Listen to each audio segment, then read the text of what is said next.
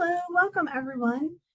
Thank you for joining us tonight for St. Louis County Library's virtual program, Women's Stories, Women's Voices.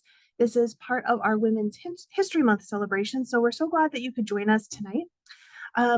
Before we get started, I just want to go over a few aspects of our Zoom environment. So tonight's program is in a webinar format. That means that your camera and microphone are not active. So though you can see and hear us, we can't see and hear you. No one can see you, so you can just kick back and relax. But if you do have questions for us, feel free to enter them in the chat box. We will have a Q&A at the end of the program as the time allows. So feel free to put your questions there and we'll get to them then. So tonight's presenters are myself. I'm Sarah. I'm an adult services librarian. I specialize in readers advisory, which is matchmaking readers to books. I'm joined by Harry, who also works in adult services readers advisory, Yoli from the Lewis and Clark branch, and Trista from the Prairie Commons branch. We're so excited to have you here tonight. Each of us will be talking about 5 books that are out already and 1 book that is forthcoming. And they'll all be books that are by women authors and have feature strong women characters. If you did sign up for the program before about noon today, you may have gotten an email from me that had a handout attached to it so that you can follow along at home. If you didn't get that email, that handout, no worries. I am going to send a follow-up email to this program to everyone that's registered. We are recording the program, and when it's ready for you to view on our YouTube channel, we'll send out that follow-up email and I'll attach the handout to that as well. But all of the currently available books that we're talking about tonight are available in our library's catalog or through our e-media services.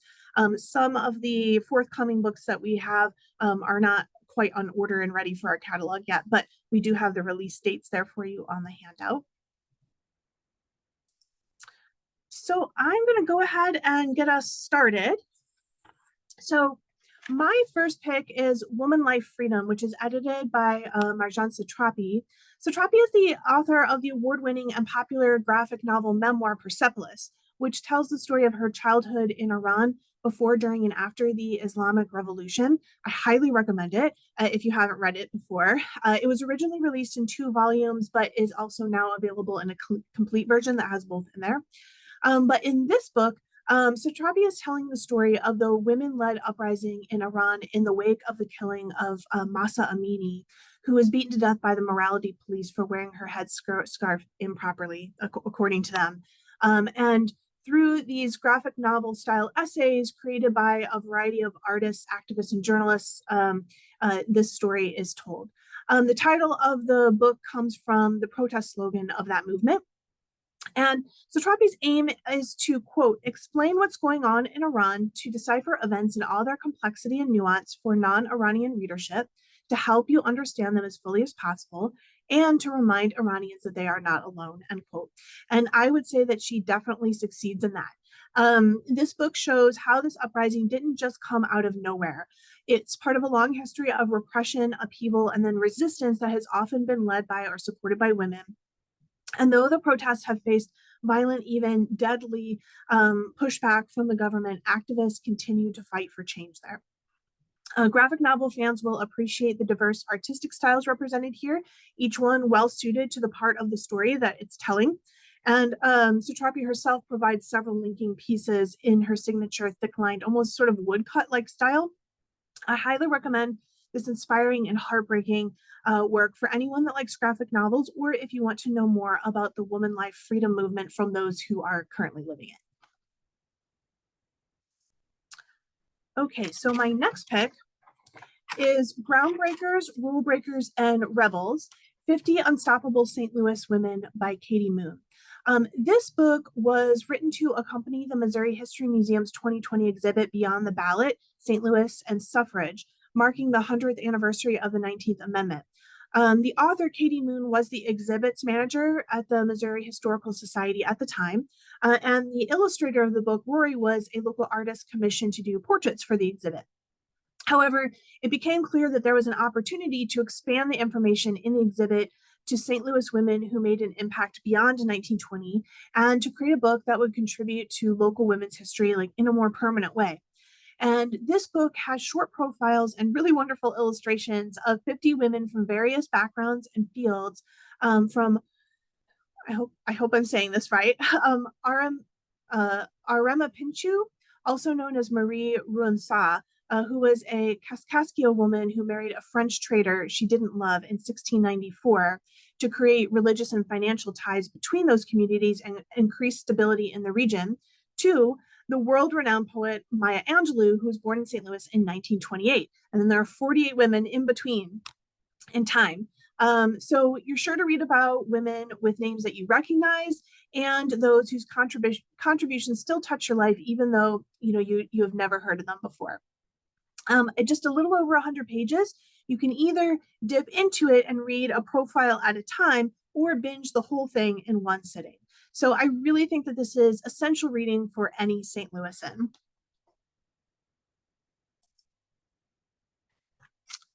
All right, my third pick is The Vaster Wilds by Lauren Groff. And I have been a fan of Groff's work since her first book, Monsters of Templeton. Her books are always atmospheric and haunting and peopled with really complex characters. In this book, the main character is a teenage servant girl who has run away from an American colonial settlement in late winter of 1610. And while she misses the young disabled girl that she has cared for, she's willing to face the complete unknown dangers of the wilderness to escape the disease, starvation, and abuse that she faced in the colony. The horrible extent to which we only learn sort of dripped throughout the book through memories and dreams over the course of the book. That's not to say that she doesn't face similar dangers on her journey to attempt to reach the French trading communities in the north. But there's something about taking her fate into her own hands that makes this journey, much more worthwhile for her. And on the journey, she encounters bears and wolves, difficult terrain, really risky food sources, and a feral Jesuit priest. The book is told from the girl's perspective, so our reading experience is filtered through the quite limited understanding of the world. But as she grows on this journey and questions everything she's known about herself, nature, the church, and the power structures of the world, so do we question the history that we've learned. Is there hope for new ways of being in the world? This is a bittersweet meditation on the place of one person within teeming nature and one life within the long history of the world. I will warn you that there are plenty of really disturbing details in this book. So if you are squeamish, then this might not be the book for you. But if you love complex characters and lyrical writing and philosophical depth, then definitely try this one out.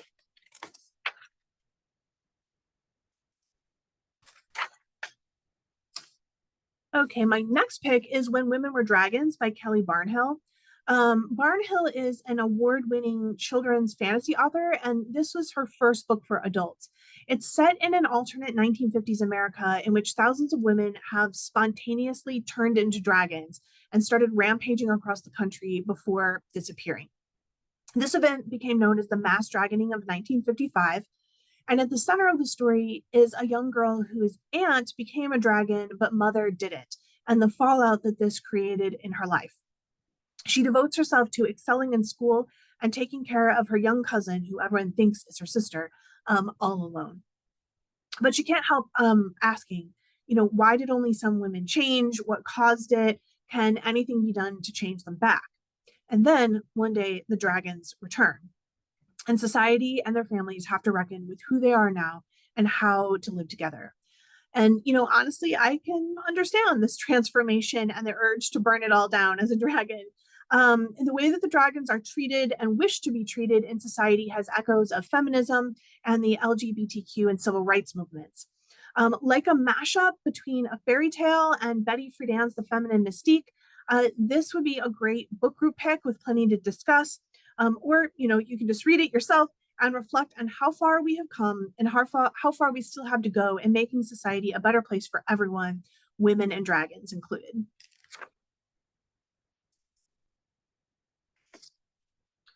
Okay, my next pick is Miss Morgan's Book Brigade by Janet Skeslien-Charles. This is the newest book from the author of The Paris Library and is also another historical fiction novel about a real life librarian. Jessie Carson was a librarian for the Newark Public Library in 1918 when she was invited by Anne Morgan, the daughter of the banker J.P. Morgan, to join the American Committee for Devastated France, also known as CARD, C-A-R-D, after the French name of the group. Anne founded this group and wanted Jessie to join and help establish libraries for civilians living near the front lines of the war. At first, Jessie feels out of her depth, both because she's of a lower social class than most of the other women volunteers, and also because of the scope of the unimaginable devastation in France. But she's inspired to bring hope and joy to children through books, turning ambulances into bookmobiles and training France's first women librarians. Her life story is almost forgotten, though, until 1987. A New York Public Library worker named Wendy is scanning old documents into microfiche and discovers records about Card and Jessie's work. And so she's inspired to bring the story of these brave librarians back to light and find out what happened to Jessie after the war. So if you love books where there's like two different timelines, or you love inspirational wartime stories full of courageous women and the healing power of books, then definitely check this one out. Okay, and then my forthcoming pick is The Book Club for Troublesome Women by Marie Bostwick. It's coming out April 22nd, so just in about a month from now. And this book is already in the catalog, so you can place a hold on it. This book is set in 1960s suburban Virginia, and the main character, Margaret, has a seemingly perfect life, you know, with a hardworking husband and 3 kids.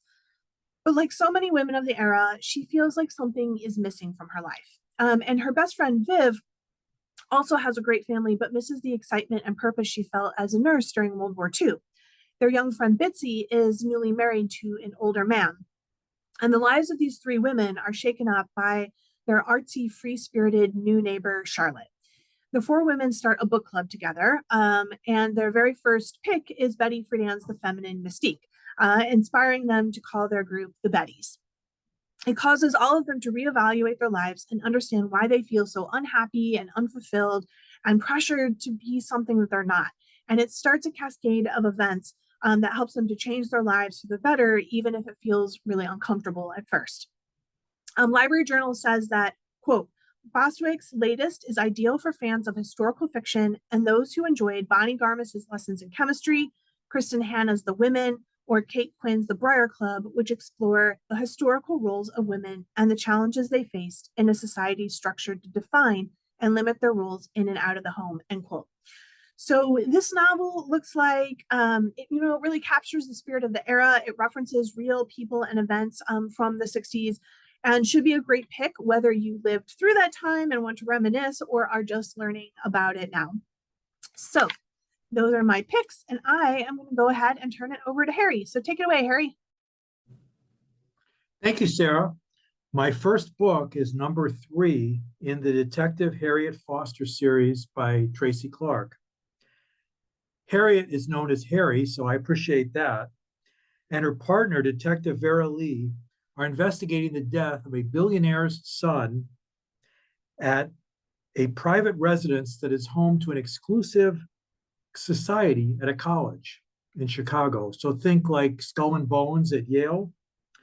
There was a hazing death at the same residence 30 years earlier, and the decedent, Bryce's father, may have been involved. Harry is grappling with grief over the death of her former partner while dealing with a high-stakes investigation. We have good character development, tension, and action. This book is like an S.A. Cosby book, except we have a main primary female character and it's a female author. But if you like S.A. Cosby, then you will like Echo by Tracy Clark. And beware, it has a shocking ending. My second book, all right, maybe that wasn't too intense for you. So my second book is The Champagne Letters by Kate McIntosh. This is historical fiction alternating between present-day Chicago and 1805 France. In present-day Chicago, Natalie finds a box of letters written by her great-grandmother and decides to reinvent her life in France. This book is based on a true story. It's based on letters that the widow of Francoise Clicquot wrote to her great-granddaughter. Francois Clicquot died, and his widow was given a failing champagne company, which is now known as Veuve Clicquot. So the widow wrote these letters to her great-granddaughter, life lesson letters. This is an uplifting, feel-good, positive book, and it's also based on facts. So I love it. I think you would enjoy this book, this historical fiction book, The Champagne Letters. My third book is Mother of Rome. I tried to pick books across different genres. So this is a fantasy book. Rhea, the mother of twins, Romulus and Remus, who founded Rome, is the subject. We have alternating points of view in this book. Rhea is, quote, the guilty woman of the forest. She found asylum in a wolfskin by choice. Rhea was a Vestal virgin, betrayed by the gods, dies and becomes a she-wolf. This book is for lovers of Circe, a story of fierce women who seize control over their destiny. I really enjoyed this book too. It's excellent. My next book is a historical fiction book, The Lotus Shoes. So this book is set in 1800s China. Little Flower, who has embroidery talent, is sold to a wealthy family to be the assistant to Lin Jing, who is the daughter. After both women's lives are upended by scandal to Lin Jing's family, what are the women going to do? Well, this is a story of jealousy, integrity, love, grit, and we have complicated, driven women because these women are ejected from their safe home and they have to fend for themselves. If you liked Lisa C's Lady Tan's Circle of Women, you will enjoy The Lotus Shoes. All right, I saved the best for last. My next book is The Essential Elizabeth Stone. I really love this book. Think of a lifestyle icon. Let's think of Martha Stewart.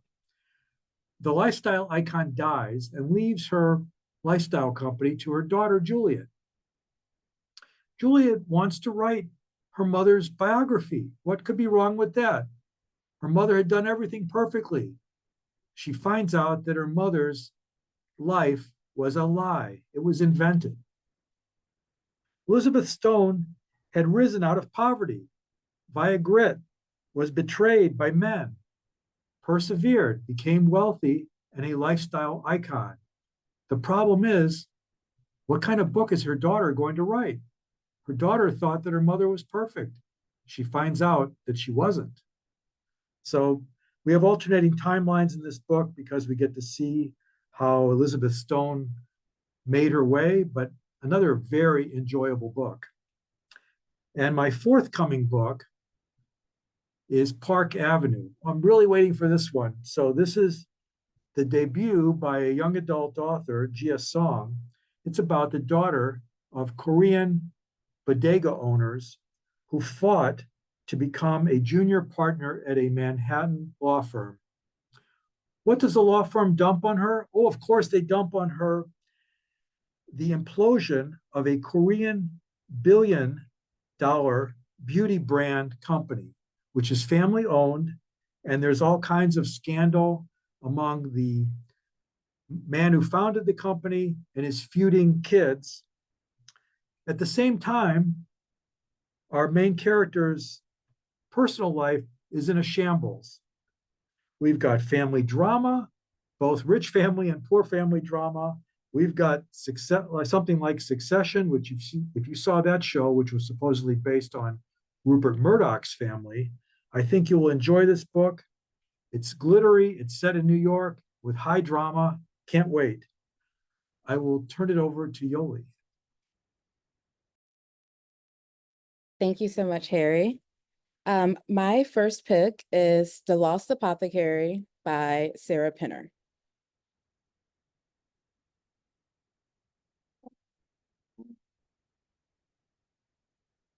Sorry, one second. should be.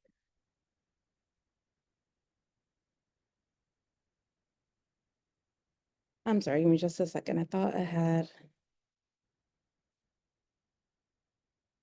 Okay. So, The Lost Apothecary by Sarah Penner is an exciting, fast-paced novel that is hard to put down. I read it in 2 days during a snowstorm. The story opens in present-day London, where an aspiring historian named Caroline is visiting. What was supposed to be a celebration of her 10th wedding anniversary has turned into a solo trip to figure out who she is and what she wants. In 18th century London, an apothecary named Nella has secrets of her own. To the unassuming eye, her apothecary looks like any other small and drab shop of its kind, but it is anything but. Amongst herbs and potions to cure colds, stomach aches, and other everyday maladies are those that offer a more permanent solution to the desperate women who come to Nella for help. Nella has but 2 rules to keep her business safe and effective. Rule number 1, the poison must never be used to harm another woman. And rule number 2, the names of the murderer and her victim must be recorded in the apothecary's register. However, when a young girl named Eliza walks into Nella's apothecary, it puts these 3 women on paths that inextricably meet across time. When Caroline finds a small glass vial in the River Thames, she is drawn to it and sets off to find out more about the vial and the apothecary it belonged to. Caroline, Eliza, and Nella are all searching for something, whether it's redemption, freedom, or a sense of purpose.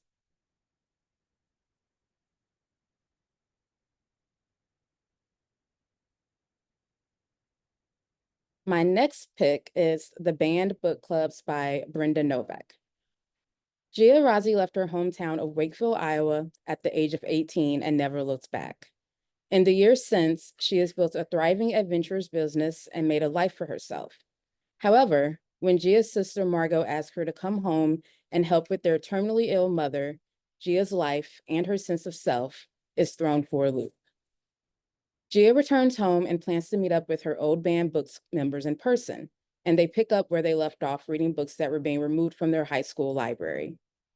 She also hopes to avoid her former high school English teacher, Mr. Hart, whom she accused of sexual misconduct, along with surviving the town whose whispers of, "Is it true?"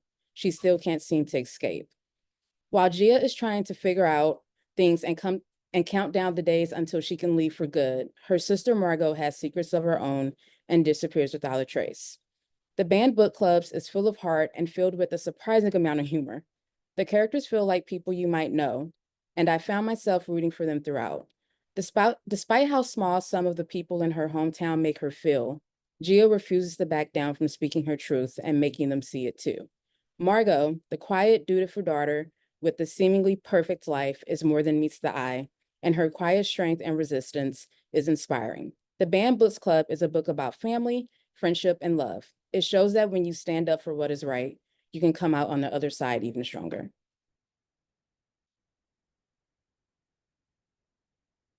My next book is A Kind of Freedom by Margaret Wilkerson Sexton. A Kind of Freedom by Margaret Wilkerson Sexton traces 3 generations of an African-American family in New Orleans from 1944 through 2010. The story opens with Evelyn, a young Creole woman who comes from an upper-class family coming of age during World War II. She attends Dillard University and lives with her parents and 2 siblings. Evelyn's father is one of the few Black doctors serving African-American patients, and her mother is a homemaker. And it is unsurprising that Evelyn's parents have high expectations of her. However, Evelyn falls for Renard, a young man from the wrong side of the tracks. Evelyn chooses love over duty and the expectations of her parents, and she and Renard are going to have 2 daughters and build a comfortable life for themselves. In 1982, their youngest daughter, Jackie, is struggling to hold her small family together as her husband, Terry, battles drug addiction. Jackie is balancing caring for her son, TC, work, and lamenting the life that she and Terry should have had. Years later, TC is a young man recently released from prison in post-Hurricane Katrina New Orleans, trying to find a way to survive and provide for himself and soon-to-be son, but also finds himself stuck in a dangerous cycle. A Kind of Freedom is a multi-generational novel about family and the crushing realities of generational poverty and racism, but it also highlights the resilience of women. Although Evelyn's future and possibly even her relationship with her family is on the line, she chooses Renard because she knows that it's what she needs to do for herself. She is stubborn, determined, and kind. In Jackie, we see the resilience her mother has instilled in her as she works to raise her son. These women are the heart of the novel, and I walked away feeling that their lives are real, from the struggle to the laughter and to the love for family. My next book, which is probably like my favorite book I've read in the last year, or one of them, is The Diamond Eye by Kate Quinn. Mother, university student, aspiring historian, sniper. The Diamond Eye by Kate Quinn tells the fictional story of Lyudmila Pavlichenko, a Russian sniper during World War II. At the novel's opening, Mila is estranged from her domineering husband, Alexei, whom she met at a dance when she was 15 and he was in his mid-20s. And while he does not want to be a husband or father to their young son, Slavka, he does enjoy holding divorce over Mila's head, literally and figuratively. Mila works hard as a full-time university student, as well as a senior researcher at her university's library. When Slavka wants to learn how to shoot, he says that his mother cannot teach him because she is not a man. Mila vows to become the best shooter she can so that she can one day teach her son. And this changes the course of Mila's remarkable life forever. When Nazi Germany attacks Odessa in 1941, Mila is one of the first volunteers to join the Red Army. Because of her shooting skills, she is begrudgingly chosen to be a sniper, one of only 2,000 women and only 500 to survive the war. Mila goes on to have an estimated 300 kills before she was injured early in 1942 and sent to be a propagandist to other Allied nations shortly after. While Mila thinks she is safe and finds these visits rather mundane, when she gets to America, there is an assassin plotting her demise. The Diamond Eye not only tells the story of a woman soldier and sniper during World War II, but it brings Mila to life on every page. Her triumphs, her hopes, her dreams, her frustrations, and her steadfast spirit in the wake of everyday sexism and being constantly challenged and underestimated. Mila is not only a strong woman who is not afraid to stand up for herself and her rightful place in the world, but vulnerable and real. My next book is A Bit Much, Poems by Lindsay Rush. Poetry isn't a genre I usually read, but when I was suggested this book in a bit of a drought, I decided to give it a try. A Bit Much ended up being a collection of poems about life, love, joy, and everything in between. Rush humorously describes the collection as a book of poetry for people who didn't even know they liked poetry, and I'd agree that is a fair assessment. Rush started writing poems for fun on Instagram and found that they resonated with women across the globe, and this led to her publishing this collection. Rush writes in a way that feels like you're having a text conversation with a good friend. I read A Bit Much in just a few days, trying to savor the stories and words of wisdom held within its pages. If you're looking for an uplifting and joyful read, just as the days get longer, warmer, and sunnier, consider this collection. Rush effortlessly centers the lives and emotions of women.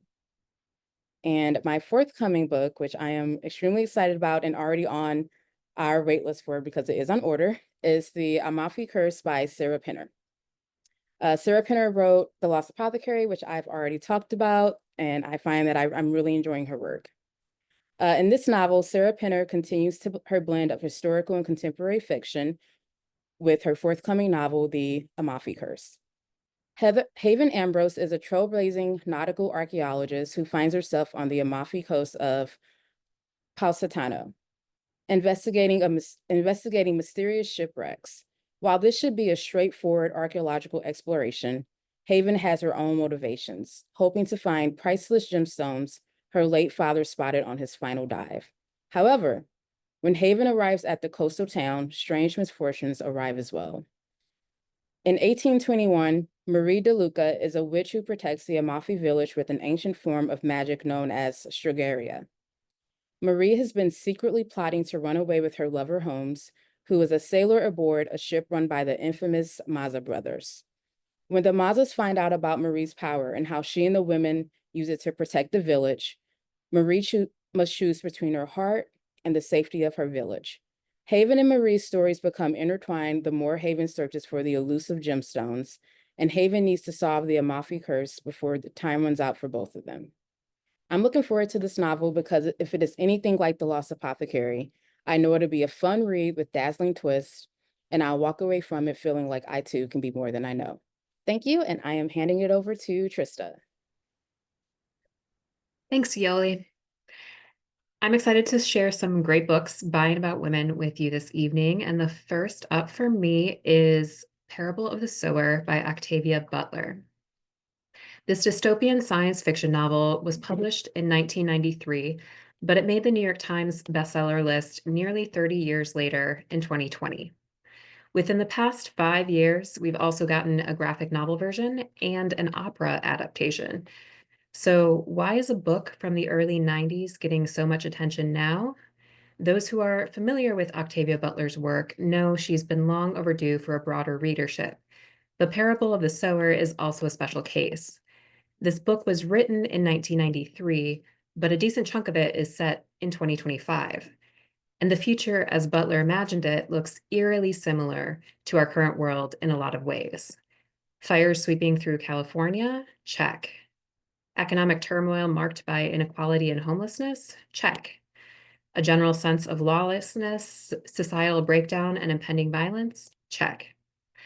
Lots of folks have hailed Butler's book as a kind of prophecy, but I love that journalist Megan Jordan reminds us that Butler's view of the world was rooted in historical research, and that Butler, quote, considered herself a histofuturist who exposed problematic patterns of the past while creating strong characters who champion change to inspire future progress and possibilities. In this case, that strong character is Lauren, a young Black woman.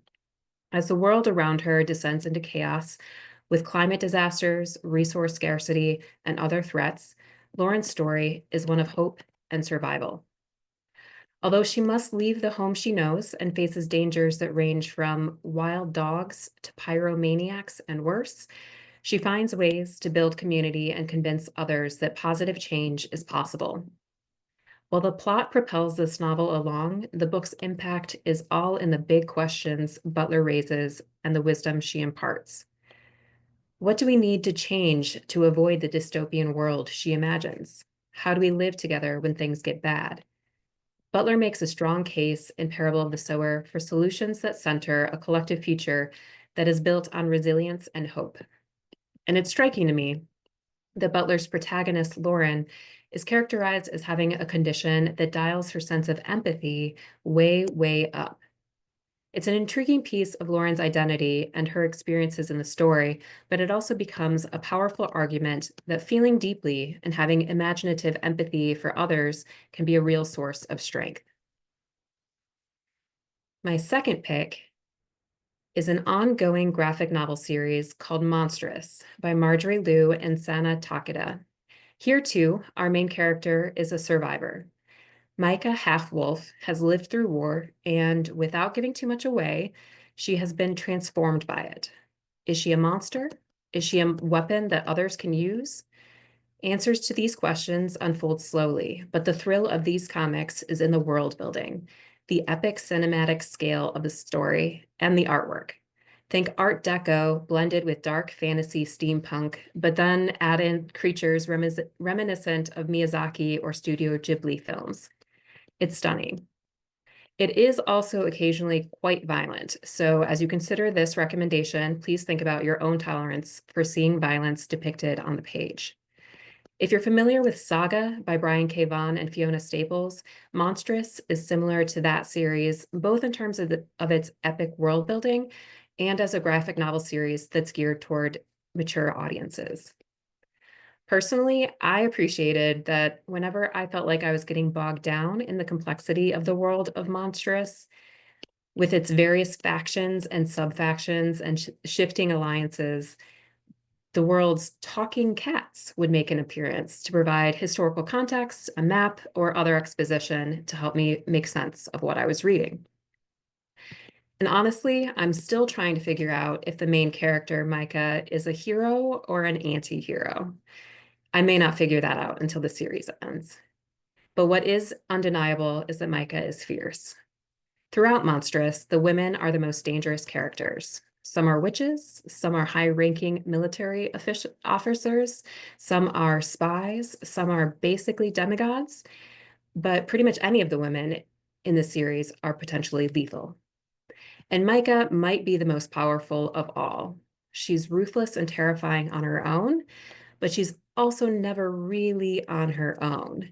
See, Micah is also inseparable from Zin, a monstrum or old god who lives under her skin and emerges as dark, almost tentacle-like tendrils from her arm. Together, they might just break the world. Next up is The Daughter of Dr. Moreau by Silvia Moreno Garcia.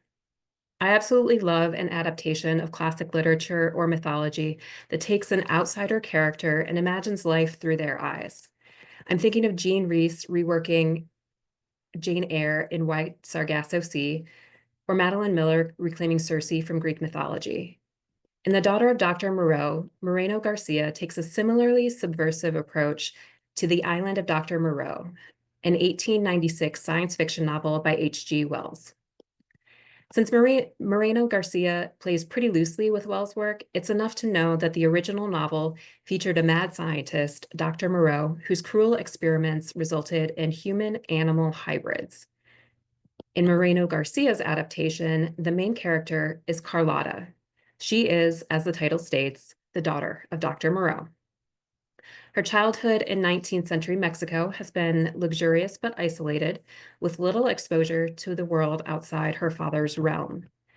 But circumstances change as she becomes a young woman.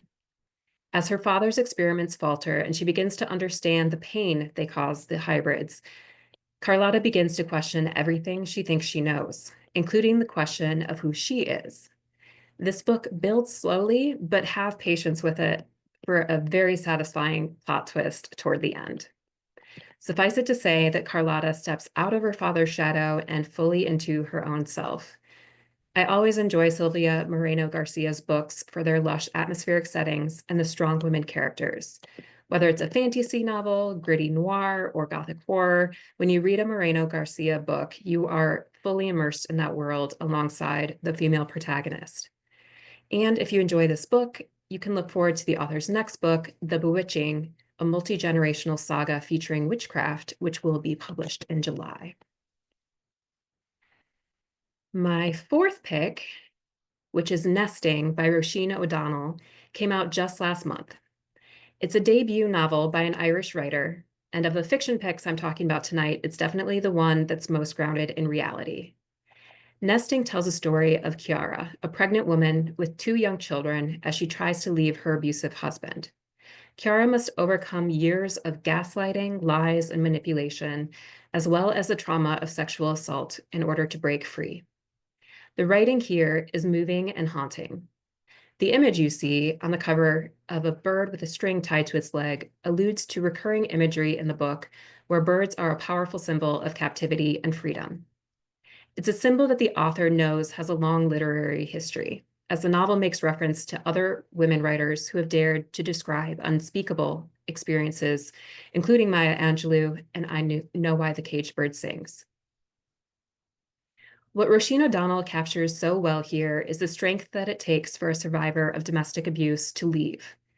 And the setting of contemporary Dublin, with its severe housing shortage, makes it a logistical nightmare as well as a psychological one. Nesting reads like a thriller, fast-paced and tense, but at the same time, it's a well-researched book based on the lives of real women and children. I particularly love the little breakthrough moments that gradually help Chiara build the momentum she needs, such as this one when one of the workers at a refuge says, quote, "People often talk about targets of domestic abuse as weak. What they don't see is our strength. We are not targeted for our weaknesses. You get me, Chiara? We're targeted for our strengths. Your kindness is your strength." And he is taking full advantage. I love that idea of gentleness as strength, especially since some of my other picks feature actual literal fighters. Also, bonus tip, the audiobook for this one is narrated by the Irish actress Louisa Harland, whom you might know from the TV show Dairy Girls. So that is definitely worth checking out. Next, my fifth pick is The River Has Roots by Amal El Mutar, which was published just a couple of weeks ago. I was a huge fan of This Is How You Lose the Time War, which Amal El-Mohtar co-wrote with Max Gladstone. So I jumped at the opportunity to read an advanced copy of El-Mohtar's new book. It did not disappoint. The River Has Roots is a short fantasy fairy tale. Coming in at under 150 pages, it's really a novella and can be read in one sitting. Again, the audiobook is worth checking out. The author and her sister play the harp and flute to accompany the text, enhancing the ethereal, otherworldly quality of the story. This is the tale of two sisters, Esther and Isabel, whose love for each other is undying. They live on the borderlands between humankind and the Fae, where the land is steeped in magic. As Esther and Isabel grow older, they attract suitors, some more appealing than others, and their bond faces new tests. But as the women sing, "Oh, what is stronger than death? Two sisters singing with one breath." This brief book is a celebration of sisterly devotion, of language and the magic it can conjure, of lyricism and music and riddles, and of embracing transformation in the name of love. And last but not least, I wanted to share with you a forthcoming book that I'm really looking forward to. This Is Your Mother by Erica J. Simpson, which will be published on May 6th. This one is also already in the catalog, so if you're interested, you can go ahead and place a hold. This book is a debut memoir that has been described as a, quote, gorgeously rendered story of a mother's life through her daughter's eyes that weaves together a dual timeline, pulling inspiration from both scripture and pop culture as Erica moves through grief to a place of clarity where she can see who she is without her mom and because of her. This memoir has already gotten glowing praise from some incredible writers, including Jeanette Walls, Alexandra Chee, and Saeed Jones. If we're talking about strong women, about women's stories and women's voices, then this is definitely one to watch out for. So those are my recommendations for books by and about women this evening. Happy Women's History Month. And now I will hand it back to Sarah. Awesome. Thank you so much, Trista. Thank you to all of you for presenting some really, really good picks. And we probably will have some time for some questions. So if you want to put any questions in the chat, we'll take those in just a few minutes. But if you, we gave you plenty of great picks tonight, but if you would like more, you should try out our personalized reading service. This is a form that you can fill out on the website under the Booksy Media and More tab. And you tell us what you like and what you don't like. And within a week, we will create a list of 5 titles just for you that we think that you will enjoy. So we hope that you will try that out. And then if you enjoyed tonight's program, we hope that you will join us at a couple of upcoming programs. These are both in person at the Clark family. We're really excited about Lit Lovers Festival. It's coming up on Monday, April 7th from 5:30 to 7:30 at the Clark family branch. This is one of our 2 signature Readers Advisory in-person programs of the year. This one, Harry and I will be presenting with our 2 adult materials selectors who order all of the adult print collection and audiobooks for the whole library system, Jennifer and Cindy. So if it's really great because they aren't really normally public facing and available to patrons. So it's really fun to hear from them. So we will all be presenting about upcoming titles that are coming out later this year that we're excited about. So from 5:30 to 6:30, there's going to be a reception with some activities and refreshments. And then 6:30 to 7:30, we'll have the presentation. So we hope that you can join us. I'll have a reservation, or I'll have the registration link in the follow-up email. And then on Monday, April 28th, we have the St. Louis Area Volunteer Fair. We originally had this planned in January and it was snowed out. So this is the reschedule. We hope you can come. There will be tons of different St. Louis organizations that are looking for volunteers. So you can go up to the different tables, find out about their volunteer opportunities and sign up. So we would love to see you at one of these 2 very cool programs. All right. So if you have questions, please go ahead and put those in the chat. I'm going to stop sharing my screen and I'll invite the presenters to turn their cameras back on. I'll put us in gallery mode. Okay. Does anyone have any questions? You can put them in the chat for us.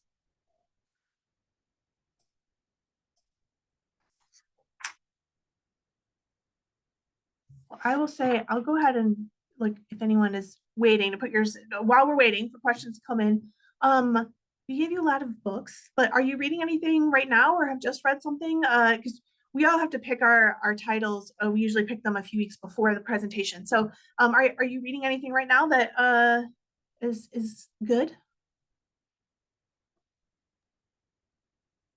I'm about to start a book I'm really excited about. It's called Black Woods, Blue Sky by Eowyn Ivey. And it's so I don't want to like read an entire like paragraph to you guys, but basically she's been held captive by someone named Arthur and she has a child with him and she kind of develops a kind of Stockholm syndrome until something happens to make her realize that he's not who she thinks he is and she has to find a way to escape him in the woods and survive with her child. I am currently reading, just kind of started, Grief is for People by Sloane Crossley, which is basically a grief memoir where she is kind of thinking about two experiences that she had. One, getting robbed. Her grandmother's jewelry was stolen from her apartment. Fortunately, she was not there when it happened. But then that's kind of dovetailing with her experience of losing a very good friend of hers who died by suicide. And so it's her kind of processing through that in memoir form. And it's one of the funnier grief memoirs that I've read, actually. Some of the insights are quite lighthearted, even as it's taking on pretty heavy subjects. One of the details that stuck out to me so far was her describing denial, the stage of grief, as one of the weirdest parts of grief because it is so close to stupidity. And it's just those kind of off the cuff remarks that really make this book enjoyable. I'm reading Leo by Dion Meyer. It's set in South Africa. It's number 8 in a crime series. Two grizzled South African police detectives investigate two different crimes. One is a young student who is found dead near her bike, and the other involves criminals stealing from criminals who are in turn stealing from a corrupt South African government.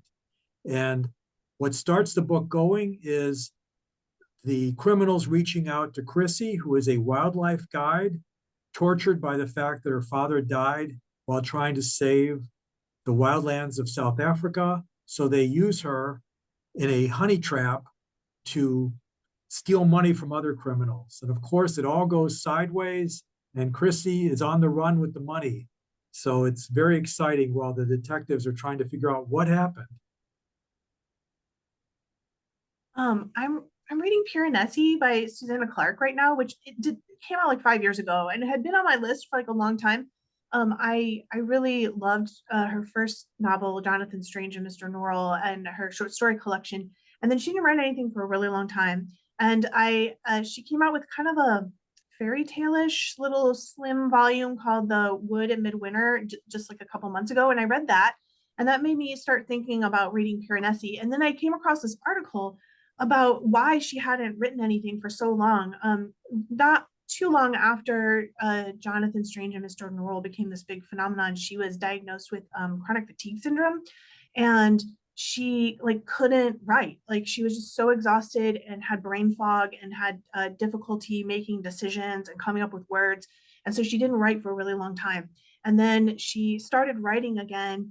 She would like write in these little pieces, just like as things kind of came to her. And now that I've read Piranesi, it totally makes sense because Piranesi has this feeling of like, well, it's written for one thing in these journal entries, and it's like the world is very surreal, and the main character, who's not a woman, unfortunately, although Susanna Clark, the author, is, but the main character kind of doesn't really always understand what is going on in this world, and so she said she didn't really realize at first that she was mirroring like her own experience while she was writing this book. So anyway, yeah, I found that very, very interesting. So I think about halfway through the book. It's not very long, but it's very good. But I hope for her own sake, and for us as readers, that one day she is able to write the sequel to Jonathan Strange and Mr. Norrell that she has always planned. So yeah.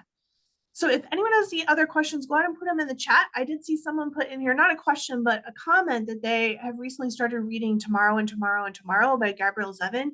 And man, that book is so good. So I will give it a second thumbs up. Let's see, any other questions in the chat?